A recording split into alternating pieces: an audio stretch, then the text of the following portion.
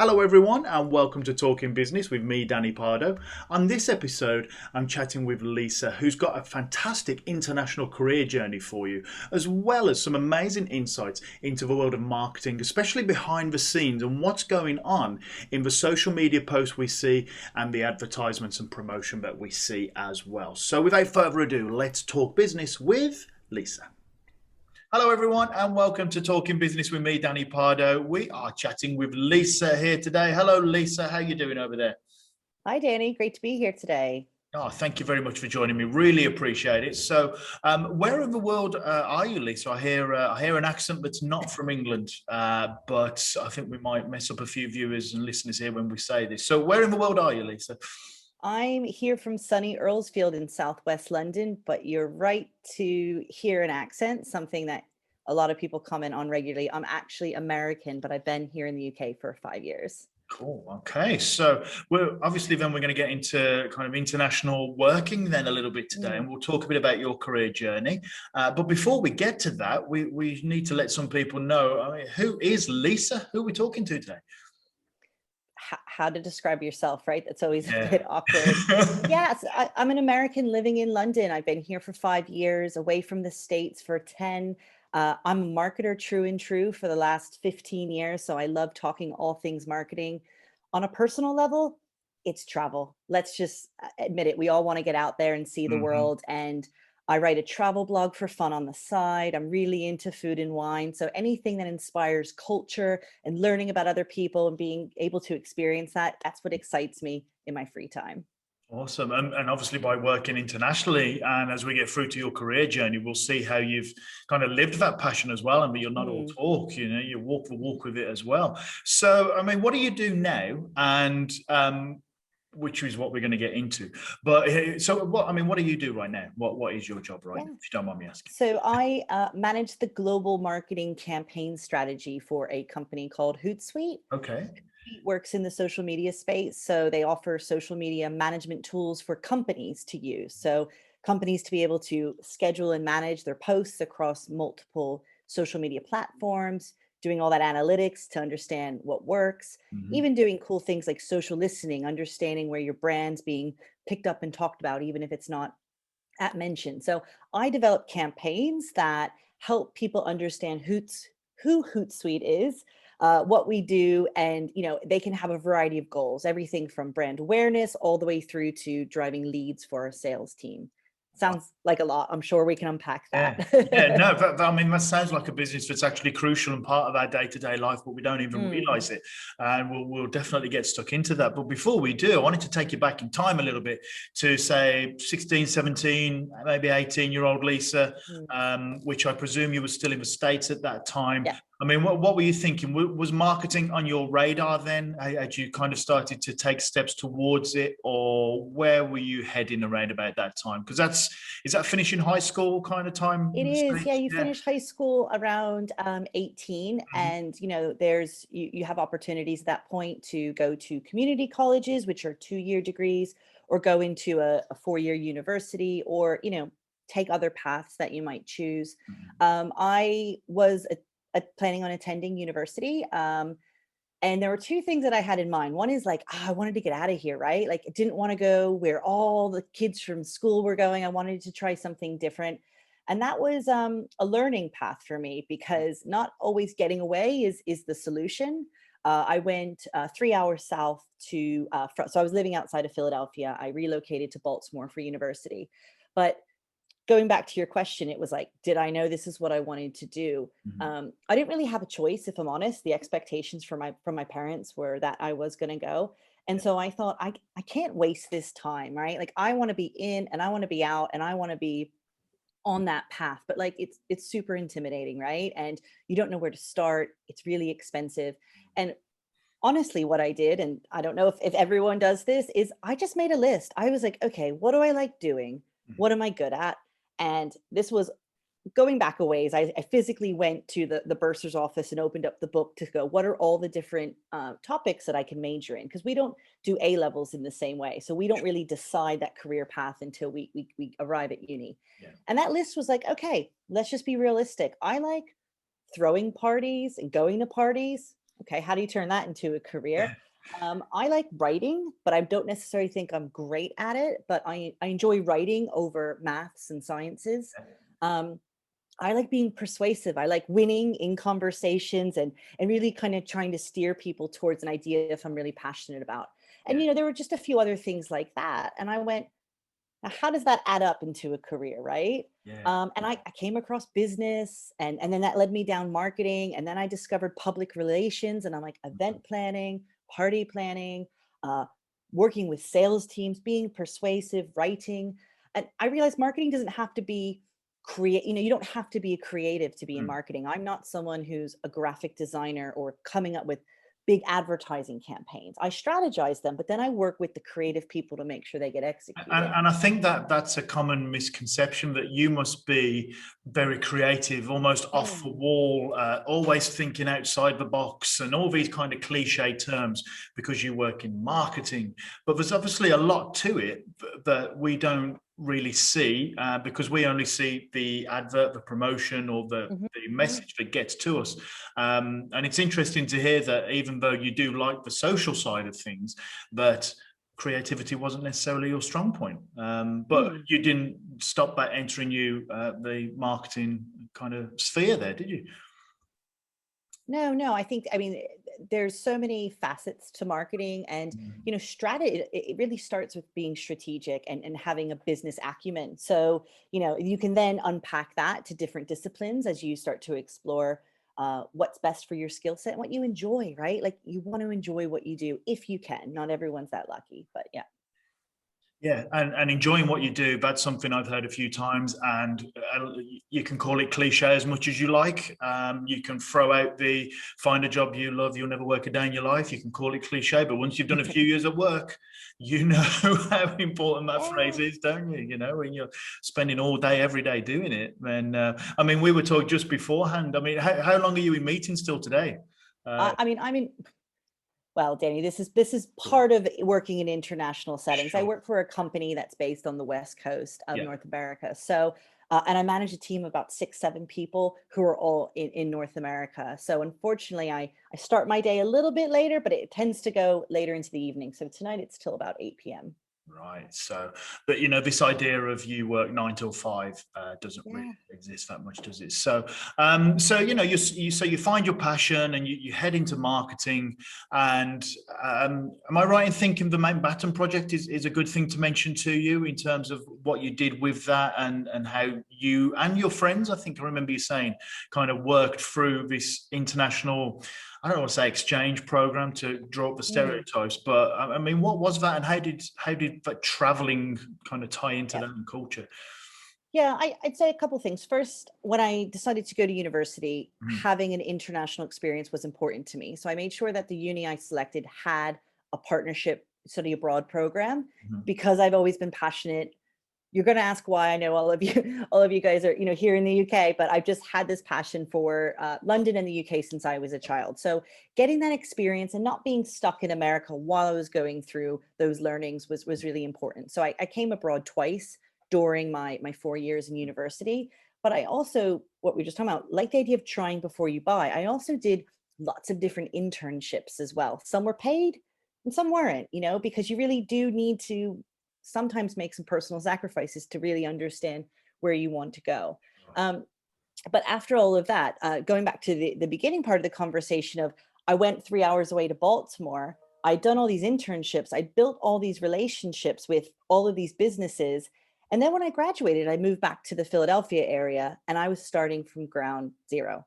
So Wow. that was like a big slap in the face. Like you don't know where you want to go, Yeah. but when those circumstances change, you kind of may have to start over no matter how much I Yeah. tried really hard to build that network, Yeah. not realizing my circumstances would change.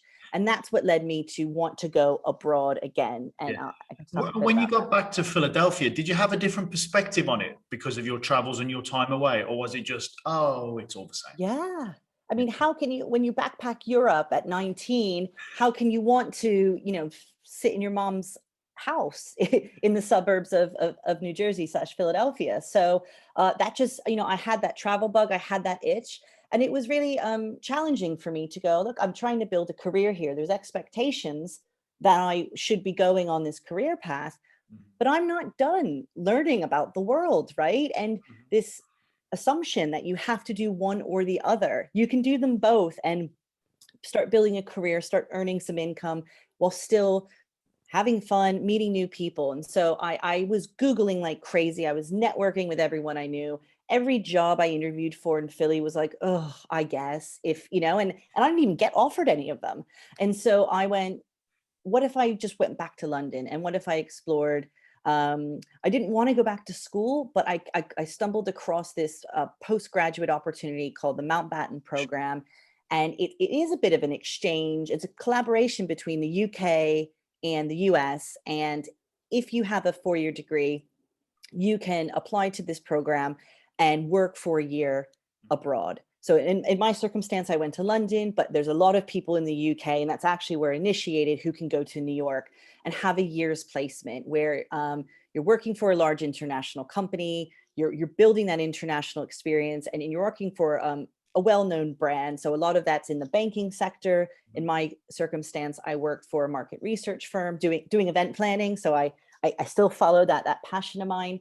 And you're also doing some postgraduate certificates on the side, but really you're building relationships and making friends. And I'm such a huge advocate for the program because I'm still friends with these people 15 years on. They work for the likes of Google, I don't know, Merrill Lynch and Citibank and Facebook, so many awesome brands all over the world. And then some of them have families and babies or totally went in a different direction, went, that was cool for a year, but I actually just want to go back to my family's business and support that. Yeah. What a cool career journey, and you've really embraced what you love as well. And it's so nice to hear that you said, I really like this, so I'm going to do it. And sacrifices along the way, I am sure there's been quite a few as you progress through to where you are now, working in London, managing a team on the West Coast, it's 5,000-6,000 miles away from you, and an 8-hour time difference. Have you ever met your team physically? Have you ever actually kind of shook their hands and things? No. I've been at Hootsuite for 8 months. Yeah. And just to be transparent, I suffered through the pandemic as well. I was out of work for 6 months, last summer because I was working in marketing in the travel industry. And I found this amazing role that I've always aspired, for a company I've aspired to work for. And I've never met anyone from Hootsuite, which just is astonishing to think we still can achieve our goals. We still can build relationships, but you do have the hardships of not being able to go over to someone's desk to ask a question or, go have a beer at the end of the day Yeah, yeah. currently.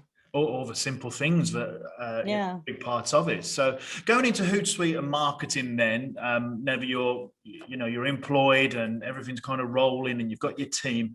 Mm, When it comes to a Hootsuite and what they do, then because I think, well, I know that we take social media for granted, we take marketing mm, for granted. And in the last year or two, and chatting to people, I've started to just try and look a little bit at social media, when I'm looking at it, why am I looking at it, and things. But obviously, there's a lot going on behind the scenes. mm. So, I mean, what are you and your team doing then in terms of marketing, social media, and working for Hootsuite? Then, what do you and your team of 6 people actually do? Is there a Well, normal day for you and your team? Well, do you know what? We're a 90 plus person marketing team. So for a company that's, I don't know, maybe 1,200 employees to have, a tenth of it in marketing is telling just how important marketing can be as an engine supporting business growth. So my little team just has, not just has, but we've got only one portion of that pie. I think just to set expectations, we work in a B2B or business to business setting, and there's this perception that selling B2B is like boring and sterile, and you're selling technology and just listing out features, when actually we apply the same principles that you would think if you were marketing to consumers to the business world too. And that's because people who buy in the business world, they're not just two men in suits, they're human beings. And so there's the storytelling element of it, and there's the way to think about what channels you use depending on where your audience is. So social media has a role to play in both B2B and B2C environments. And, our role is to really help educate social media managers on the power of social media to help them achieve their business goals. Yeah. So there's this perception that social media, it used to be like in a company, oh, that's the intern's job, or, anyone can do it together, give it to the young people. And yes, because, young people are, native adopters of a technology that the older generation, has come to learn. But it's a full-time job to be a social media manager. And more and more, it becomes more important for a business to think about how social media supports their growth. So an example being, it's not just a marketing function. Sales teams use social media to sell. Mhm. HR teams use social media to recruit. Customer care teams now are on social messaging to respond, especially as what we call social commerce. More people are buying through social media. Um, so that's just a bit about social's role, like in the world, because it's not just one way communication, pushing messages out. And it's evolved from what started out as let's connect with friends and family and share the picture of the thing you just ate, to brands like stop putting all this noise in my face and actually let's have meaningful connections. And I want entertainment and I want to learn through social. Yeah. So it's just a fascinating industry where it's going. It really is. I mean, I've kind of, I'm one of the older generation, who's Mm. seen it develop. And I was the other day looking at how long I've had certain accounts. I mean, I know it's not social, but I think I had an eBay account for 21 years now, longer than my students have been alive, and they couldn't quite grasp that. And to be honest, neither can I. But we're getting to the point now where it's embedded in our lives, isn't it? With Mm. social media, it's just part of what we do. We check our Instagram when we wake up. The Yeah. students especially, very much involved in it. So what goes into creating these posts, and how are you working with that? And you're helping social media managers.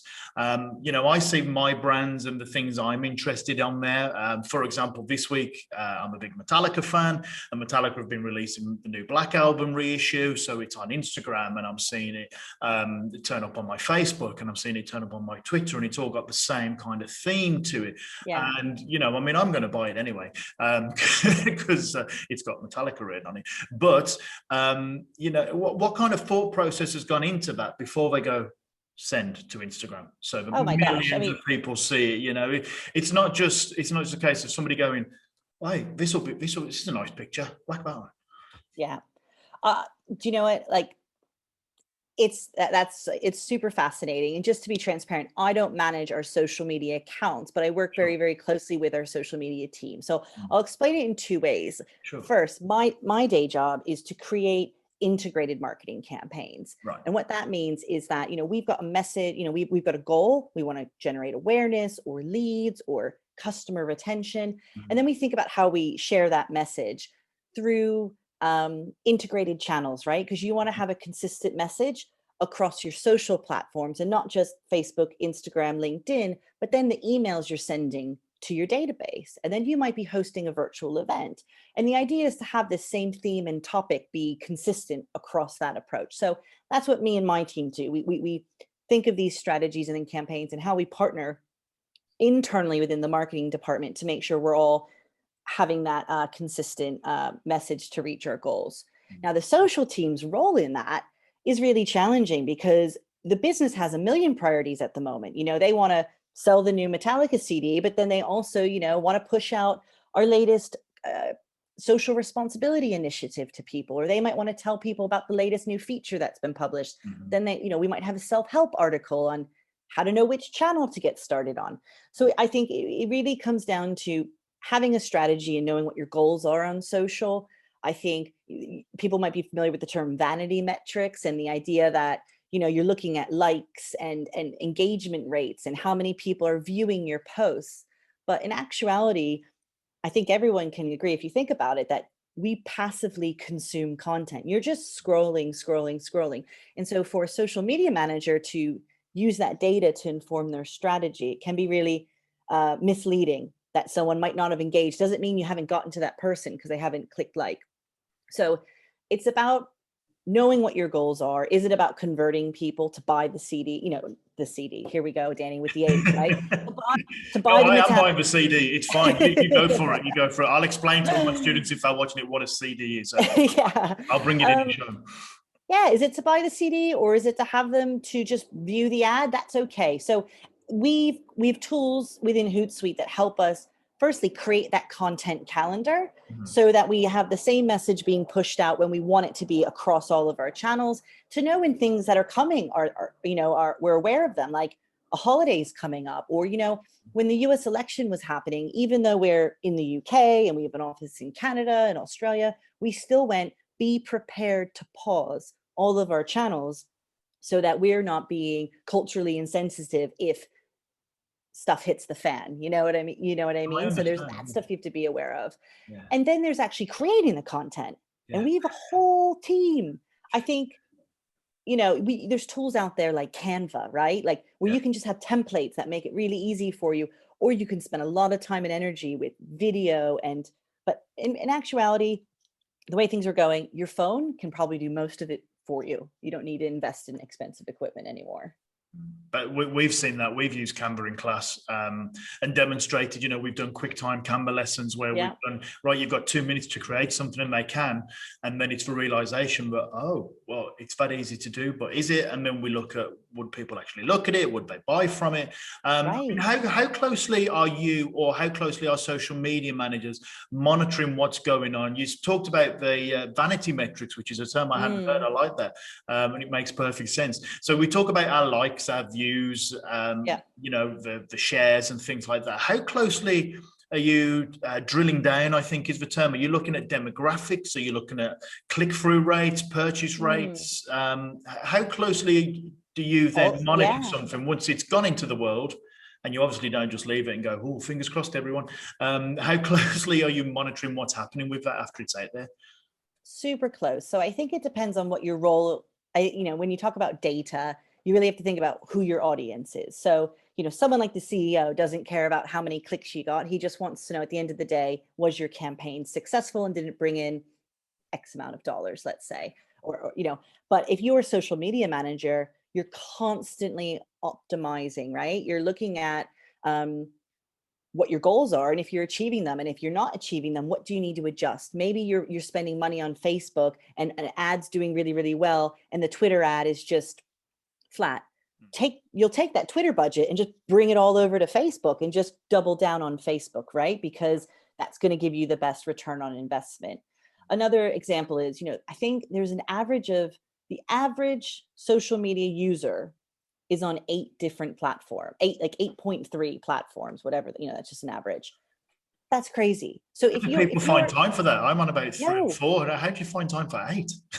I don't know. But what the data says is, like, when you think about the biggest platforms, your Facebooks, your Instagrams, YouTube's number 2, like there's overlap of those people, right? Because everyone's on about 8. So you don't need to be everywhere. You just need to be where your most targeted audience is. Like, there's no point in doing Facebook and then also going to do it on TikTok necessarily if 90% of your audience is already on Facebook. So you can really consolidate those efforts to have more of an impact. Yeah. And do you see I don't know if change is the right word, or maybe a panic when something new comes along and the hype train kind of goes in? So a few years ago, it was Snapchat when that kind of came. I know for our students, it was one day nobody was on it, and then about a week later, if you weren't on it, what you're doing. And then in the last year or so, especially with pandemic, TikTok came around. Do you see like a panic where people say we have to be on this because everybody else is? Or are you seeing a more measured response of, do we need it? Is it our market? Or do people just go, we have to do a TikTok, and we have to do funny videos, and we have to get dancing? What's the kind of feel for that in your industry? I think it depends on who you are.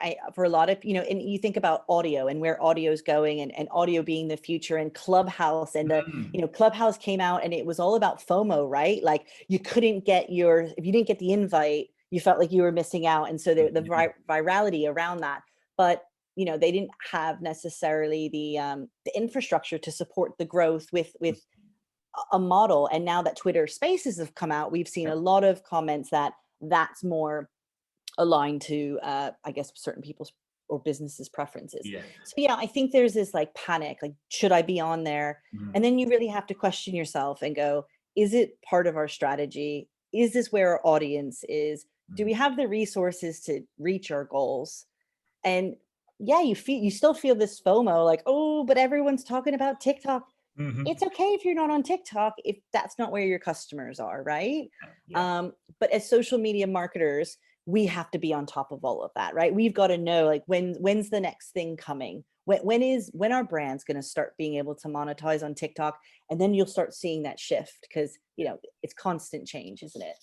And you talk about constant change, you talk about audio only, which is fascinating to Mm, watch the clubhouse grow. And it was Apple and iOS only, and all the Android yeah, people losing their minds, me included. Like, I want to be on it, and you're right. yeah. When you look back, you go, "Oh yeah, I was really worried about missing something massively important." And Twitter And it's Spaces, and like, also going on, yeah, yeah, and also Spotify Green Room now in the last 2 weeks or so. I don't know if you've yeah. tried that. I was on that the other day, and that they're all pretty much the same. And these poor old brands, I can imagine going, oh no, there's another one we have to jump into now. Now I have to Yeah. figure out what I'm doing on Spotify Green Room, and this constant change. And I mean, we're just talking here about like the social media side, and it's funny, isn't it, to watch that video being the most important, and now Mm. the audio kind of coming in and getting rid of the video when we all thought, well, video is the future, and then we do holograms and all that, but it's actually kind of stripping down a bit.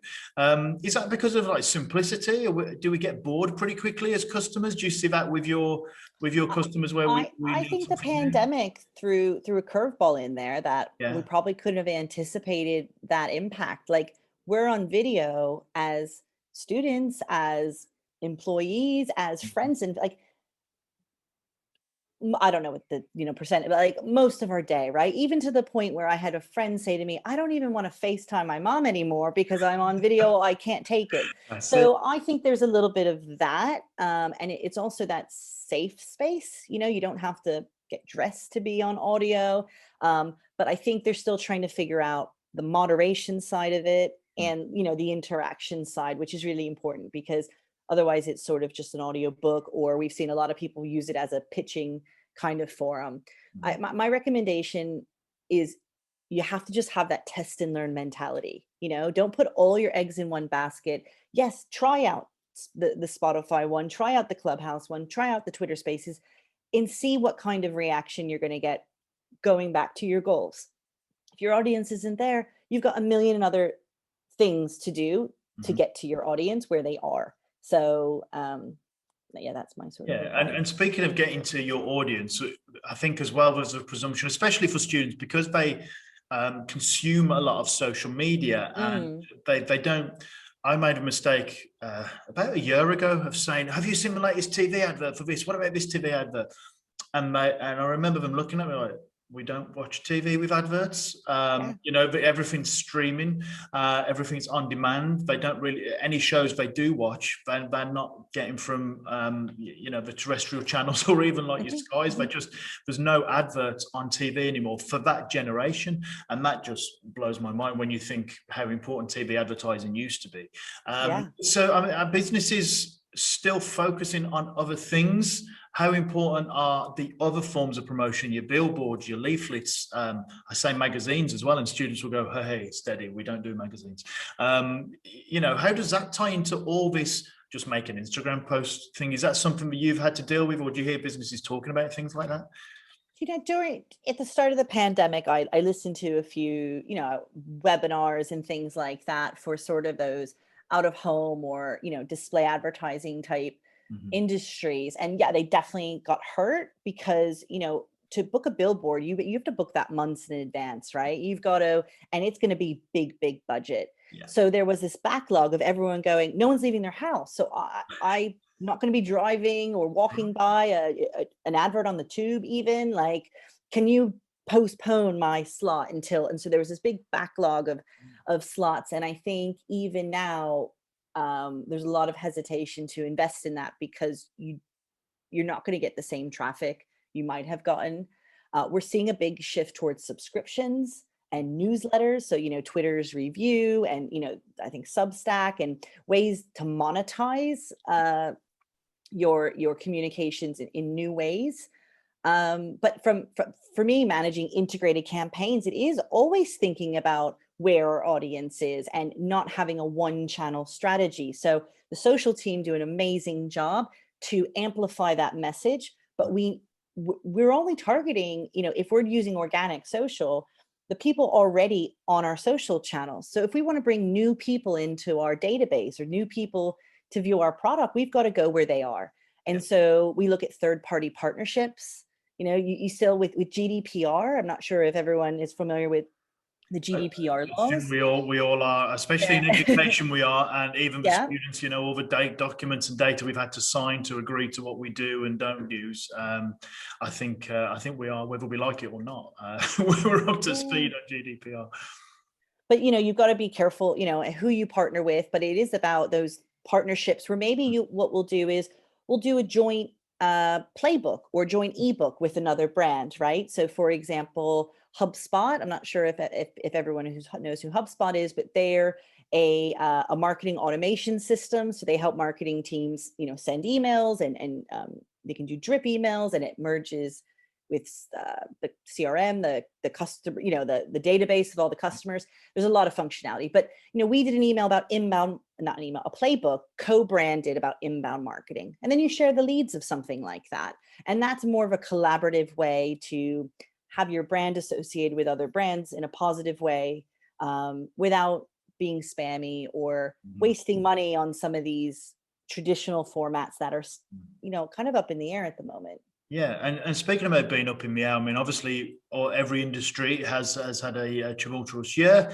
Can you see what's next for Hootsuite? Obviously, don't give away too many trade secrets. I don't want to do you out of business or out of a job. But in terms of your industry, that moves so quickly, do you have, say, 5-year plans or 10-year plans? Can you see what's coming next in some kind of marketing crystal ball, or are you still, like you said earlier, very, very reactive? No, we're not reactive. We produce a social trends report every year. We're constantly doing that market research.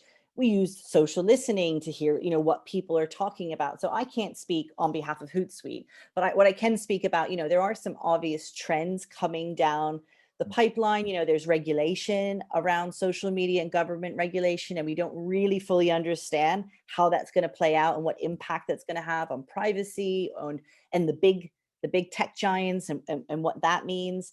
Even, changes in these monopolies, right, that are owning these spaces, and would they ever break down, or would there be new ones forming?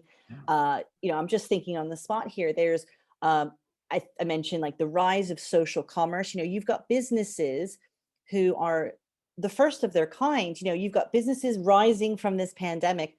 They're not going and getting a brick and mortar store on the high street to have an office. They're not building a website as their first port of call. They're building a social media profile and a community around them. And that's how they're getting their word out. And so those businesses are going to operate in a very different way. And so the buying through social and the support through social and all of that is just, it's already here and only going to develop more. Oh, fascinating. You've said it once or twice now, social listening. Yeah. What is social listening and how do you do it? You usually would need a tool like Hootsuite, or there's other tools out there like Brandwatch and Walker, but you're able to set up streams for keywords that you want to listen for. So it could be your brand's name, it could be your competitors' names, it could be key themes like, let's say, social media, for example, or social marketing, and is able to pull in themes and trends around these terms. Utilizing conversations that people are having online. So you're able to sort of detect trends and also be responsive to sentiment for your brand. So for example, if there's a lot of negativity around certain keywords, that's a wrong, that should cause alarm, and you'd want to have an internal meeting to go, what happened? You might know what happened because you could see a spike that, on X date. Yeah. I don't know. Yeah, a bad customer service incident happened. Going against any publicity is good publicity. Well, that's not the way it works nowadays, is it? Yeah. Yeah, it's kind of an old-fashioned way of looking at it, I feel, anyway. So in terms of your career, then I'm going to ask Mm, you two more questions here. So if okay. you're a teenager, say you're 18, you leave Mm, college, high school, or you're leaving university, say 21, 22. I mean, what would you be looking for in new employees and new recruits to your industry?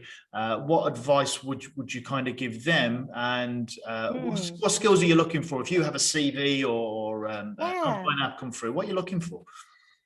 So, I think there's a few things that are really important to have. Obviously, like a curious mind and someone who's got passion, whether it's for the industry you're working for or for the company you want to work for. You Mhm. definitely have to have done that research and make sure that you're not just what we call spray and pray, right? Just setting that CV everywhere and not customizing it for the application. Um, I think in marketing, it's really important to have that analytical mindset. So if it's not something that comes natural to you, there's tons of tools. Obviously, we use Google Analytics, we use Hootsuite Analytics, we use different platforms, but being able to not just understand what happened in whatever you're doing, but why it happened and draw that correlation and have that curious mind to want to understand it so that you can make recommendations on what you do next. Do you change or you keep doing it? Um, I think that you don't have to know everything, and that's part of the process of learning, right?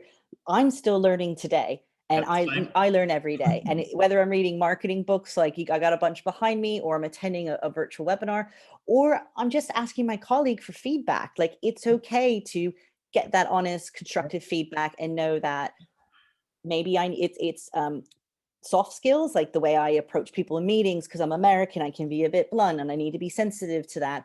Or in other, areas of things, I just probably didn't prepare enough. And maybe you got to be respectful of people's times. There's a million different pieces of feedback. So being open to feedback and open to growth, I think, is really important as well. Oh, thank you, because that's great advice from somebody who's kind of been there, done it, still doing it. To Mm, give to people who are just at the start of their journey, which admittedly sometimes it's hard for me to put myself in their shoes. So thank you for sharing that. Let me ask you one last question, and as we roll up towards the end mhm. here, that I haven't prepped you for because I'm just that kind of guy.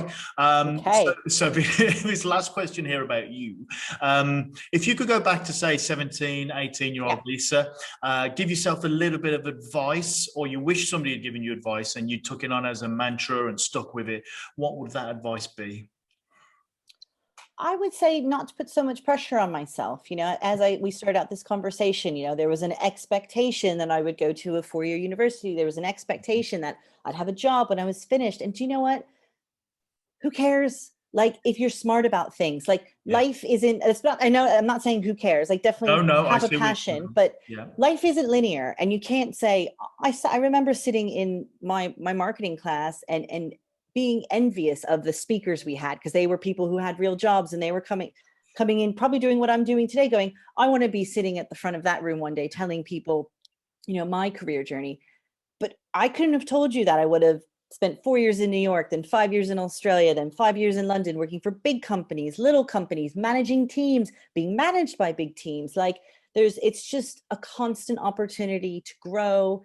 And when we didn't touch on this, but I lived in Australia for 5 years Mhm. working for a big international company. And, the mindset out there is much more laid back. And I said to myself, I'm going to stop putting pressure on myself that it has to be done like this. There is no cookie cutter path. And if I want to take a year off to travel, that's fine, as long as I have a strong plan. I've got savings and a budget, and I'm preparing myself for what has to happen next as well. So yeah. Brilliant. Thank you. And thanks for all your advice and your insights during I this. hope it helps. Yeah, Yeah. I mean, like you said, we're always learning, and I'm thinking, oh my gosh, there's so many new terminology and things here that I need to get myself clued up on. We're doing a marketing unit next year, so I'm thinking I need to Mhm. bring these new bits and pieces in. But it's fascinating to hear the real world of what's going on in terms of social media marketing and marketing in general, and how we are all prone to it, and we make decisions based upon it. And the decision making that's going on behind the doors to help us make those decisions. And thank you for your insight and your advice as well. It really is appreciated, and I hope that people watching and listening take it on. I really do. So stay around on the line for a second or two. We'll say a proper cheerio. But until then, I'll just say thank you very much, Lisa. Really appreciate it. Thanks for talking business, and we'll see you again. Thanks, Danny. Good luck to everyone out there. If I could just say one thing, I do have a very strong passion for LinkedIn and building networks and connections. And that's another piece of advice I forgot to give. But if you are already on LinkedIn thinking about that networking, do connect with me. I'm happy to give any advice or feedback. Super. And I can share that link on this podcast as well, and people can have a look and say hello to you. And networking continues, doesn't it? So thanks very much, and we'll see you again. Thanks, Eddie. Thank you, Lisa. Really do appreciate you sharing your international career journey with us there, and also what felt like some secrets as to what's going on behind the scenes when it comes to advertising and social media posts. So cheers very much, and thank you for your insights. It really is much appreciated. And to everybody else, thank you to you, the viewers and my listeners, for tuning in, for liking, sharing, rating, reviewing, subscribing, and doing all those good things. I really do appreciate them. You can say hello if you want to have a look for Pardo's business on your social media accounts. And until next time, thank you for joining me on Talking Business with Danny Pardo, and a cheerio.